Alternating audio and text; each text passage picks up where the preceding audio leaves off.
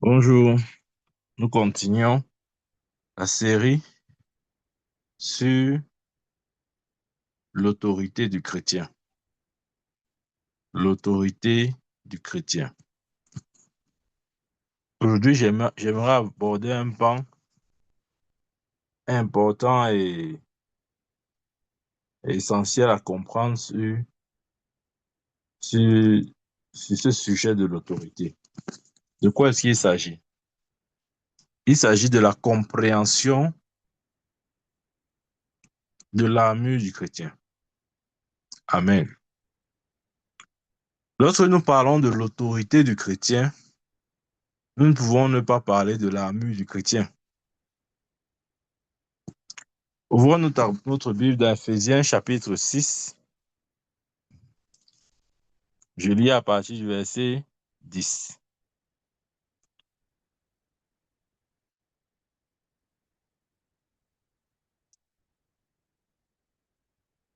Au reste, fortifiez-vous dans le Seigneur et dans sa force toute puissante. Revêtez-vous de toutes les armes de Dieu, afin de pouvoir tenir ferme contre les ruses du diable.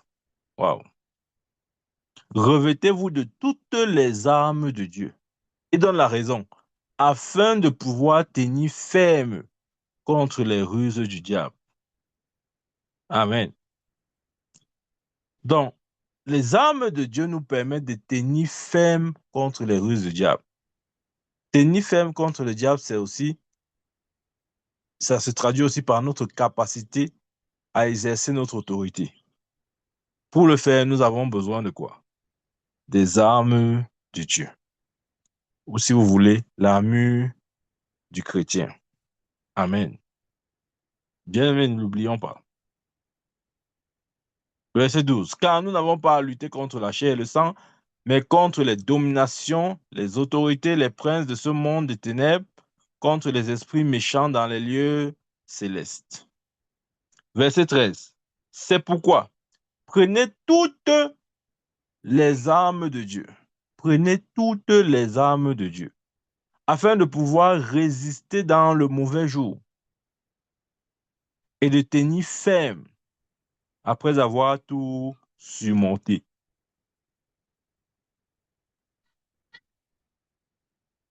C'est pourquoi prenez toutes les armes de Dieu. Il n'y a pas une arme à laisser, bien-aimé. Nous devons prendre toutes les armes. Amen.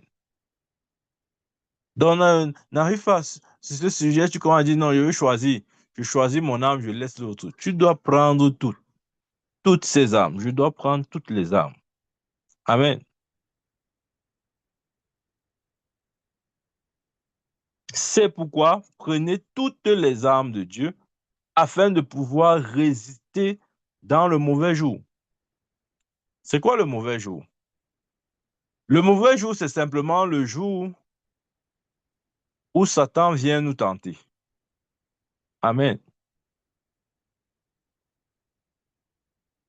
Ce jour-là, ou quand Satan vient nous tenter, si nous n'avons pas revêtu l'arme de Dieu ou les armes de Dieu,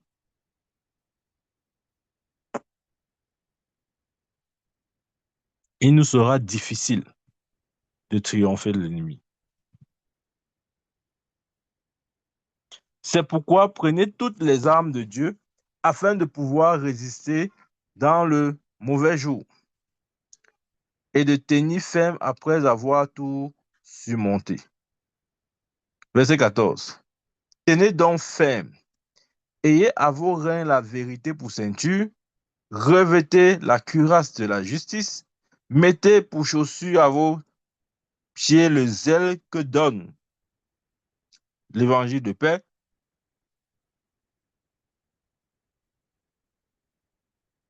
Verset 16, prenez par-dessus tout cela le bouclier de la foi avec lequel vous pourrez éteindre tous les traits enflammés du malin. Verset 17, prenez aussi le casque du salut et l'épée de l'esprit qui est la parole de Dieu. Amen. Voilà, dans ce verset ou dans ces versets, l'apôtre Paul nous donne une image claire de ce qu'est l'armure de Dieu. Il compare cette armure à l'armure d'un soldat. Amen. Nous savons comment les soldats romains s'habillaient lorsqu'ils allaient en guerre. Et puisque justement notre combat sont contre les forces, notre combat est contre les forces du malin ou les forces du mal. Il prend donc l'image de l'armure d'un soldat romain pour nous illustrer la réalité de notre armure ou la réalité de l'armure de Dieu.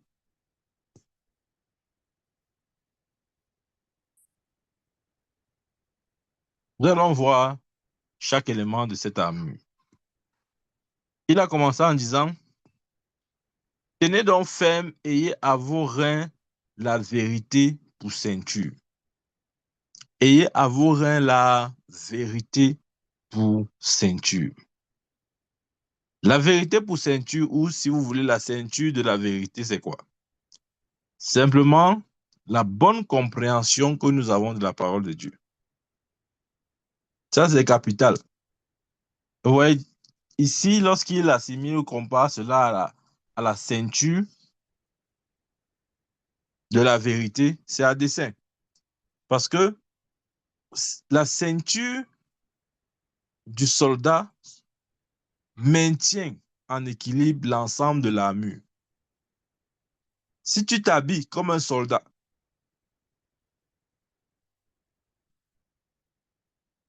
et que tu n'attaches pas ta ceinture, la réalité, c'est que ton armure va danser. Vous voyez, ça ne sera pas stable. Ça va dandiner. Ça va te mettre mal à l'aise. Et toi-même, tu ne seras pas vraiment prêt pour le combat. Donc, lorsqu'il parle de la ceinture, de la vérité, c'est la bonne compréhension que nous avons des Écritures. Nous devons être assez équilibrés lorsqu'il s'agit des Écritures. Bien aimé, tu dois avoir une compréhension équilibrée. Ça, c'est la ceinture de vérité. Il faudrait faire attention de tomber dans les excès, à gauche comme à droite. Nous devons être équilibrés. Amen. Trouvons l'équilibre qu'il faut dans la compréhension des versets bibliques. Ceci représente la ceinture de la vérité. Sanctifie-les par ta parole est la vérité. La parole de Dieu a besoin d'être équilibrée dans notre esprit, où nous avons besoin d'accéder à la parole équilibrée. Parce que tout excès nuit. Nous avons besoin de l'équilibre. Ça, c'est la première chose. Parce que lorsque nous manquons d'équilibre, il est possible et très facile d'ailleurs de nous retrouver de l'autre côté. De commencer à dire, à développer des doctrines qui n'ont rien à voir avec la saine doctrine. C'est pourquoi il nous faut l'équilibre. Vous allez dire à vos reins la vérité pour ceinture. Ensuite, il dit revêtez la cuirasse de la justice. La cuirasse de la justice, il faudrait déjà savoir que Jésus-Christ est notre propre justice. Lui qui n'a point commis de péché, il a fait devenir péché afin que nous soyons en lui justice. Amen. Jésus-Christ est notre propre justice. Et la cuirasse de justice, ça parle de la restauration de notre position, entre autres, parce que nous sommes devenus la justice, c'est-à-dire Dieu nous voit et nous traite maintenant comme il traite Jésus. Nous occupons une place privilégiée, nous occupons la même place que le Seigneur occupe. Amen. Ça, c'est une partie de la vérité. Et l'autre aussi, c'est que la cuirasse de la justice symbolise notre obéissance à la parole de Dieu. Amen. Bien-aimé, Dieu nous veut comme des enfants obéissants. C'est ce que nous sommes devenus d'ailleurs en Christ Jésus. Amen. Il nous veut obéissants. Il dit revêtez la cuirasse de justice, mettez pour chaussure à vos pieds le zèle que donne l'évangile de paix. Amen. Nous sommes chaussés de bonnes. Ici, c'est quoi? Ça veut simplement dire que nous sommes chaussés de bonnes dispositions que donne l'évangile de paix. En d'autres termes, cette armure-là ou cette arme parle de notre capacité à être fidèle à l'annonce de la parole de Dieu. Amen. Quelqu'un qui annonce de manière fidèlement la parole de Dieu. Il pratique cette armure. Mettez pour chaussure à vos pieds le zèle que donne l'évangile de paix. Amen. Verset 16. Prenez par-dessus tout le bouclier de la foi. Le bouclier de la foi. Le bouclier de la foi parle de notre sécurité totale.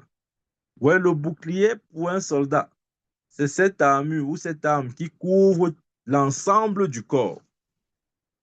Voilà pourquoi le bouclier de la foi parle de la sécurité totale que nous avons en Christ Jésus. Nous devons être pleinement conscients que nous jouissons d'une sécurité totale. Ne soyons pas comme Job qui ne savait pas. Job ne savait pas qu'il y avait une haie de protection autour de lui et de tout ce qui lui concernait, ou de tout ce qui le concernait. Et parce qu'il était ignorant de cette vérité, par son ignorance, ou si vous voulez, Satan a pris avantage de son ignorance. Mais nous refusons d'être des Job, parce que nous sommes pleinement conscients du bouclier de la foi. Bien, mais je veux que ce matin, tu sois conscient que tu es hautement gardé et protégé. Tu dois être conscient que les anges de l'Éternel campent autour de toi. Tu dois être conscient que tu jouis d'une sécurité. Matin, midi, soir. C'est pourquoi il a dit, toute arme forgée contre toi n'aura aucun effet. Amen. Ailleurs, il a dit, si les flèches volent le jour comme de nuit, cela ne te touchera pas. Et il a encore dit ailleurs, que 1000 tombent à ton côté, 10 000 à ta droite, tu ne seras pas atteint. Ça, c'est la réalité du bouclier de la foi. La compréhension de la sécurité que tu as en Christ Jésus. Amen. Ensuite, il a parlé du casque du salut. Le casque du salut. Ouais, le casque du soldat protège sa tête. Le casque du salut fait référence à la protection de nos pensées. Philippiens 4, verset 8. Que tout ce qui est saint, juste, honorable, digne d'approbation, fasse l'objet de vos pensées. Amen. Le casque du salut signifie que nous devons veiller sur tout ce qui entre en nous. Amen. Nous devons veiller de sorte que ce qui entre ou ce que nous recevons, que ce soit vraiment ce qui mérite ou ce qui est digne d'être reçu. Nous devons veiller sur nos pensées. Satan nous accable beaucoup plus par nos pensées. La pensée, c'est au niveau de l'intellect, du raisonnement, de la tête, d'où le casque du salut. Et enfin, nous avons l'épée de l'esprit. L'épée de l'esprit, qui est la parole de Dieu. L'épée de l'esprit, c'est la parole de Dieu. Voyez, l'ensemble des autres armures représentent, sont des éléments défensifs. C'est pour se défendre. Mais l'épée de l'esprit est une arme offensive. C'est pour attaquer. Amen. Oui, il y a un qui dit que non, si elle n'attaque pas Satan, il ne va pas m'attaquer. Je ne l'attaque pas, il ne m'attaque pas. On n'est pas des amis. Personne ne provoque l'autre. C'est de la blague. Il va toujours t'attaquer. Comment je sais? Tu n'as pas lu le verset que je viens de lire là. Il a dit, revêtez-vous de l'armure. Attendez, que je retrouve ce verset. Voilà. Verset 13. C'est pourquoi prenez toutes les armes de Dieu afin de pouvoir résister dans le mauvais jour. et tenir ferme après avoir tout surmonté. Bien-aimé, il y aura le mauvais jour. Je ne dis pas que non, non, non, non, non, je n'attaque pas Satan, il ne m'attaque pas. Si je ne le provoque pas, il ne me provoque pas. On n'est pas des amis, mais on ne se côtoie pas, on se rencontre pas. Si tu ne l'attaques pas, il va t'attaquer. Donc, il vaudrait mieux l'attaquer avant qu'il t'attaque. Amen. Ça, c'est l'épée de l'esprit. Cette arme offensive, d'attaque. Amen. Bien-aimé, il a dit de prendre, de se revêtir de toute cette armure-là. Chacun doit le faire. Maintenant, lorsqu'on parle de l'autorité du chrétien, nous devons aussi reconnaître que l'autorité que nous, chrétiens, nous avons, nous l'exerçons sur les démons et non sur les hommes. Ouais, c'est dommage, mais des fois, les hommes, les chrétiens veulent exercer leur autorité sur les hommes. Ce n'est pas possible, bien aimé. Ne perds pas ton temps et ton énergie. Personne ne peut exercer une autorité quelconque sur l'esprit de l'homme. Notre autorité s'exerce sur les démons. Même Jésus n'a jamais exercé son autorité sur un homme. Il n'a jamais fait ça. Notre autorité ou l'autorité que nous avons en Christ Jésus, c'est sur le monde des ténèbres. Amen. Pourquoi c'est ainsi? C'est parce que euh, Dieu a donné à l'homme la volonté. Même si nous détenons cette autorité sur les démons, nous n'avons aucune autorité sur l'homme. Je ne peux pas te forcer. Exemple, je ne peux pas te forcer ici chaque matin à venir te connecter. C'est impossible. Je n'ai pas cette autorité-là. Je ne peux pas dire à partir d'aujourd'hui, tu vas te connecter. Veux ou veux pas. Je ne peux pas le dire. Je n'ai pas cette autorité. Et personne, même pas Dieu. Je ne peux pas te dire à partir d'aujourd'hui, tu vas lire 2 chapitres par jour de la Bible. Je n'ai pas cette autorité-là. Même Dieu n'en a pas. C'est d'ailleurs pour ça qu'on parle du jugement dernier, parce qu'il a donné le libre arbitre à l'homme, de sorte que l'homme opère ses propres choix. Et surtout qu'il soit conséquent de ses choix. Amen. Donc, notre autorité se limite sur les œuvres des ténèbres. Je peux dire à un démon sort, il sort. Mais je ne peux pas dire à tout le monde sort et la personne sort, à supposer que je suis peut-être dans une pièce, quelle que soit la pièce, peut-être une boutique, un salon, n'importe quoi. Je ne peux pas regarder quelqu'un et je dis sort, il sort. Non, je n'ai pas cette autorité-là. L'autorité du chrétien s'arrête sur Satan. Amen. L'homme a sa propre volonté. Amen. Je dis ceci parce que des fois, nous, dans un débordement de zèle, nous voulons chasser les démons partout. Ce n'est pas possible, bien-aimé. Ne perds pas ton temps. Même Jésus, à son temps, à son époque, n'a pas chassé tous les démons. Ce n'est pas toi qui vas venir le faire. Amen.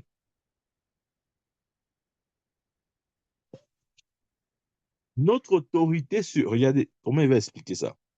Notre autorité sur les démons, je donne un exemple. Je peux exercer l'autorité sur les démons par rapport à ma propre vie personnelle et je peux le faire par rapport à ceux qui sont sous ma responsabilité, c'est-à-dire éventuellement ma femme et mes enfants. Mais je ne peux pas exercer systématiquement la même autorité sur tout le monde parce que je ne connais pas les dispositions des autres. Amen. Un jour, on m'a raconté ce témoignage d'une femme qui est allée dans un service de guérison et elle était infime. Elle marchait sur la chaise roulante. Et quand l'homme de Dieu était en train de prier pour les malades, Il arrive vers la femme. L'Esprit de Dieu lui dit, ne prie pas pour elle. Stupéfait, étonné, il dit, mais pourquoi je ne prie pas pour elle? C'est clair qu'elle a besoin de guérison. Elle est sur la chaise roulante. L'Esprit de Dieu a dit, ne prie pas pour elle. Quand il a demandé à savoir pourquoi, l'Esprit de Dieu a dit qu'elle ne veut pas être guérie. Et bien sûr, l'homme de Dieu a testé les informations qu'il a reçues de Dieu en demandant à la femme si elle peut prier pour elle. La femme a dit non, qu'elle n'a pas besoin de la prière, elle se plaît dans sa condition.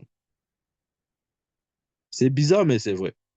Ouais, lorsque vous tombez sur un cas pareil, même si vous êtes l'homme de Dieu le plus loin de la terre, vous ne pourrez jamais chasser ce démon.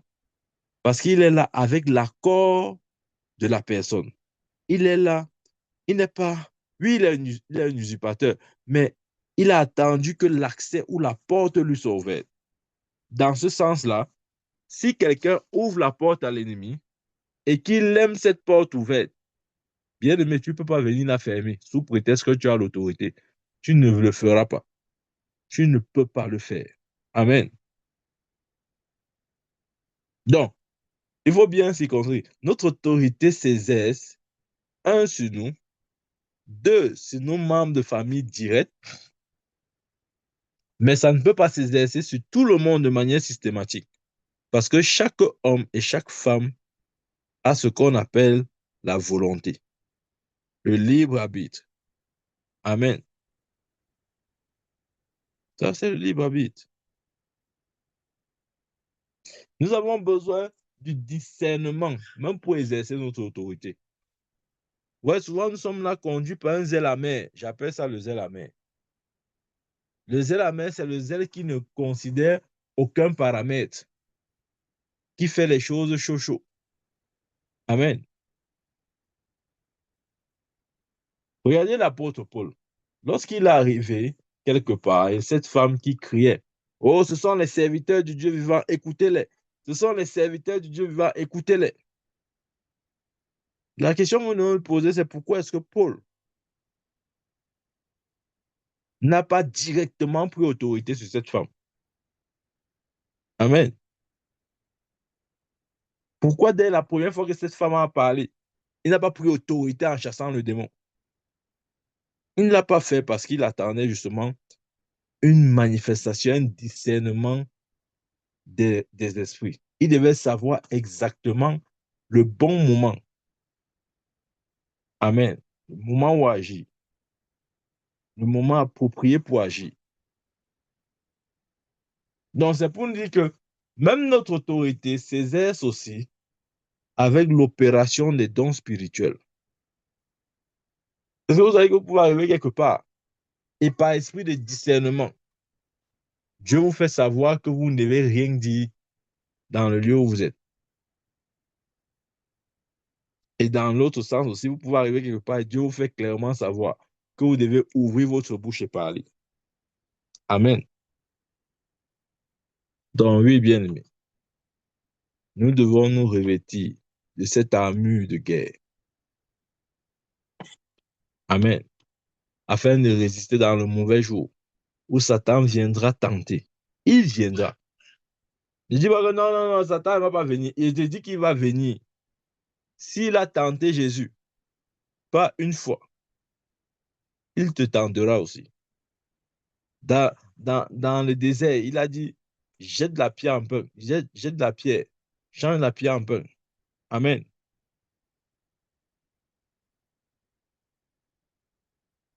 Et même dans le jardin de Gethsemane, il pouvait renoncer, mais il a soumis sa volonté à celle de Dieu. Amen. Nous avons besoin de ce discernement. Parce qu'il y a des gens, vous les voyez là dehors, vous avez pitié d'eux. Mais si Dieu ouvre vos yeux, vous n'aurez plus pitié de ces gens-là. Parce que vous allez vous rendre compte de la bonté, de comment Dieu a fait grâce. Amen.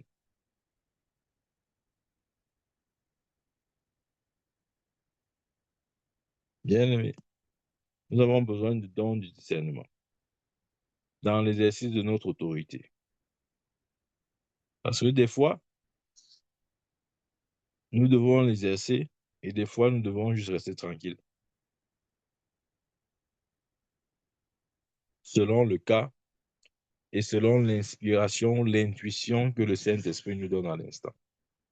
Amen. Donc, revêtons-nous de l'armure de Dieu afin de tenir ferme lors du mauvais jour. Que Dieu nous bénisse au nom de Jésus-Christ. Amen. Amen.